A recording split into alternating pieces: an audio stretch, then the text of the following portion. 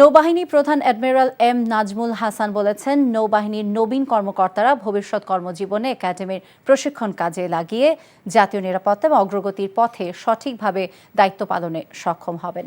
সকালে চট্টগ্রামে অবস্থিত বাংলাদেশ নেভাল একাডেমিতে মিডশিপম্যান 2022 এ ব্যাচ এবং ডাইরেক্ট এন্ট্রি অফিসার 2024 বি ব্যাচের শীতকালীন রাষ্ট্রপতি কুচকাওয়াজ অনুষ্ঠানে তিনি এসব কথা বলেন।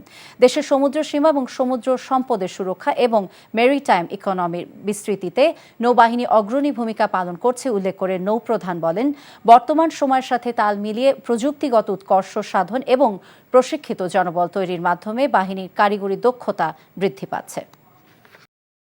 চাকরি পেয়ে গেছি। চাকরি? আপনার কি কোনো কমন সেন্স নেই? আপনি একটা মানুষের বাসায় ঢুকে পড়ছেন কিভাবে? বাসায় প্রবেশের কি নিষেধ আছে নাকি? এই অসময়ে ছাদে আসার কারণ কি?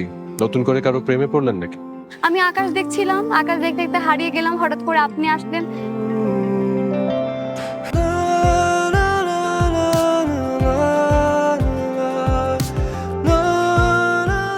তুমি এখানে কেন? আমার অনুমতি নিয়ে এখানে আসা উচিত ছিল তোমার। মা, এই ছবিটা কার? আমার ম্যাডাম এই ছবিটা দেখে প্রতিদিন কাঁদবে কেন মা? এই মেয়েটা কি সব কথা বলছে? মারিয়া, তোমার কি হয়েছে? আজ এত বছর পর কি শাস্তি দিব আপনাকে বলেন তো?